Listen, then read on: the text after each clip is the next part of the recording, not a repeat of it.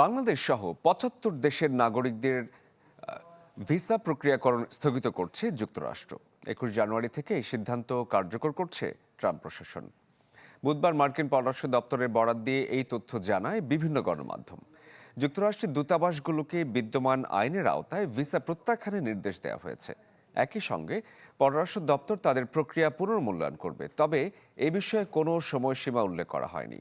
প্রতিবেদনে বলা হয়, Bangladesh, Pakistan, Somalia, Russia, Iran, Afghanistan, Brazil, Nigeria ও থাইল্যান্ড সহ ৭৫টি দেশ এর আওতায় পড়ছে।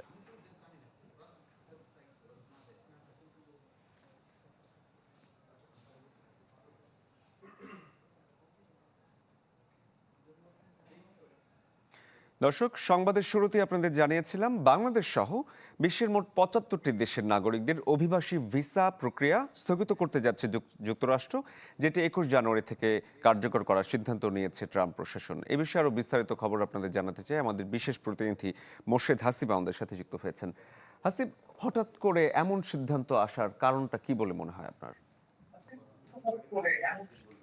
আসলে হঠাৎ করে এমন সিদ্ধান্ত আসলে সিদ্ধান্তটি আসলে বেশ অনেক আগে থেকে নেওয়া হয়েছে। আপনারা জানেন যে ডোনাল্ড ট্রাম্প তার যে নির্বাচনী প্রচারণা, সেই নির্বাচনী প্রচারণায় খুব স্পষ্ট করে বলেছিলেন যে তারা যুক্তরাষ্ট্রকে আবার আগের জায়গায় নিয়ে যেতে চান। যুক্তরাষ্ট্রের যে গৌরব আছে সেই গৌরব ফিরিয়ে আনতে চান এবং যুক্তরাষ্ট্রের যারা নাগরিক, অর্থাৎ যারা একেবারে হোয়াইট সুপ্রিমেসি বলতে তিনি যেটি বুঝিয়েছেন যে সাদা চামড়ার নাগরিক, তাদেরকে তিনি সুবিধা দিবেন। অর্থাৎ যারা ইমিগ্রেন্ট, যারা বাংলাদেশ কিংবা অন্যান্য দেশ থেকে যে ৭৫টি দেশের তালিকায় আসছে, তারা তাদের দেশ থেকে যুক্তরাষ্ট্রে গিয়ে যে সুবিধা নিচ্ছেন, সেই সুবিধা কিংবা স্বাস্থ্য সেবার সুবিধা, মেডিকেল সুবিধা, শিক্ষা সুবিধা, বেকার ভাতা সুবিধা, প্রবীণ ভাতার সুবিধা, এই যে সুবিধা নিয়ে তারা থাকছেন এবং যুক্তরাষ্ট্রের নাগরিক হচ্ছেন। প্রথমে গ্রিন কার্ড নিচ্ছেন, তারপরে যুক্তরাষ্ট্রের পাসপোর্ট নিচ্ছেন, এইভাবে যুক্তরাষ্ট্রের নাগরিক হচ্ছেন।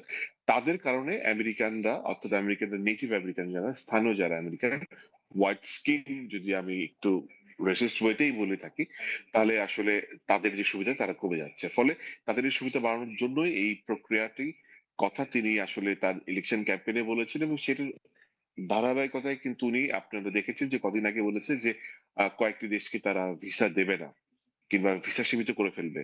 এখন তারা বলছে যে ৭৫টি দেশ থেকে তারা অভিবাসী মানে ইমিগ্রেশন যে ভিসা সেটি স্থগিত করতে বলেছে।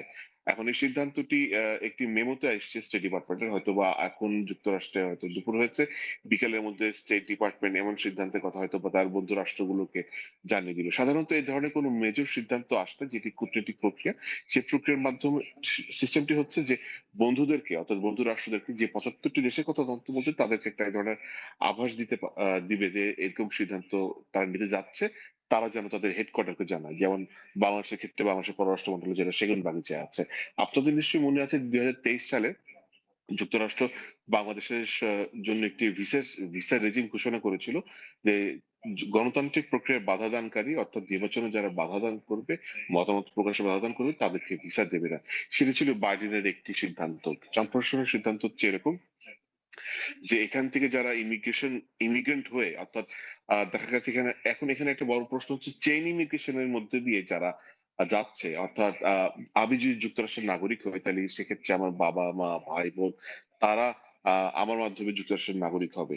সেইটি কি স্থগিত করার জন্য করছে, নাকি যারা যুক্তরাষ্ট্রে গিয়ে রাজনৈতিক আশ্রয় নিচ্ছে, যে বিষয়ে তারা কয়েকদিন আগে বেশ স্ট্রংলি বলেছে, রাজনৈতিক আশ্রয় নেওয়া যারা আছে তাদেরকে ওই সুবিধাগুলো দিবে না, যেন যুক্তরাষ্ট্রের নাগরিক যারা, তারা একেবারে যুক্তরাষ্ট্রের নাগরিক হবে, যুক্তরাষ্ট্রের জন্ম যারা, তারা যেন সেই সুবিধাটি পায়। এখন এই চেন ইমিগ্রেশনের অংশ হিসেবে এটা বাদ পড়তে যাচ্ছে, নাকি আহ যারা আবেদন করেছে, যে আবেদনটি প্রক্রিয়ার মধ্যে আছে সেটি বাদ পড়তে যাচ্ছে না স্থগিত হচ্ছে, কি বিষয় আছে? অনেক দেশের ক্ষেত্রে, যদিও বাংলাদেশের ক্ষেত্রে দেয় ডিবি লটারি যেটা বলে, অর্থাৎ আপনি একটি লটারির মাধ্যমে যুক্তরাষ্ট্রের নাগরিক হিসেবে কিন্তু অভিবাসন একটা লটারির মাধ্যমে জয় করে সেখানে যাচ্ছেন।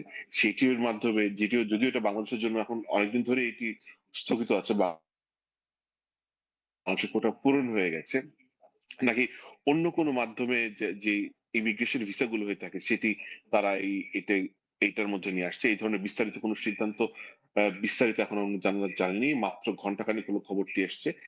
বাংলাদেশ আছে, পাকিস্তান আছে, ভারত আছে।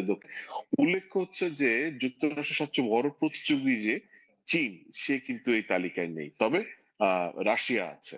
আবার যদি দেখেন দক্ষিণ মানে পূর্ব এশিয়ার দেশগুলোর মধ্যে ফিলিপিন নেই, পূর্ব এশিয়ার দেশগুলোর মধ্যে সিঙ্গাপুর নেই, ভিয়েতনাম নেই।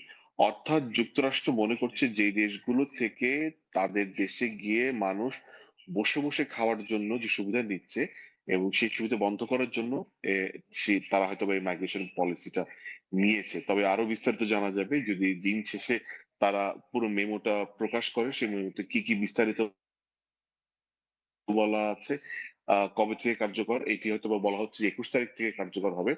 তাহলে 21 তারিখের আগে যারা পাসপোর্ট জমা দিয়েছে কিংবা 21 তারিখের গত কয়েকদিন ধরে যারা পাসপোর্ট জমা দিয়ে আসছে তাদের জন্য কি হবে সে বিষয়টি এখনো স্পষ্ট না। আমরা হয়তোবা কালকে দিনের বেলা আরো বিস্তারিত জানতে পারবো। শরীফ। আসিফ, অনেক ধন্যবাদ আপনাকে। আমরা হয়তো পরবর্তীতে আরো তথ্য বিস্তারিত পাবো আপনার কাছ থেকে। দর্শক, বাংলাদেশের যে ভিসা প্রক্রিয়া স্থগিত করার সিদ্ধান্ত নিয়েছে যুক্তরাষ্ট্র, সেই বিষয়ে আমাদের বিশেষ প্রতিনিধি মোর্শেদ হাসিব আমাদের সাথে যোগ দিয়েছিলেন এবং বিস্তারিত তথ্য আপনাদের জানাচ্ছিলেন।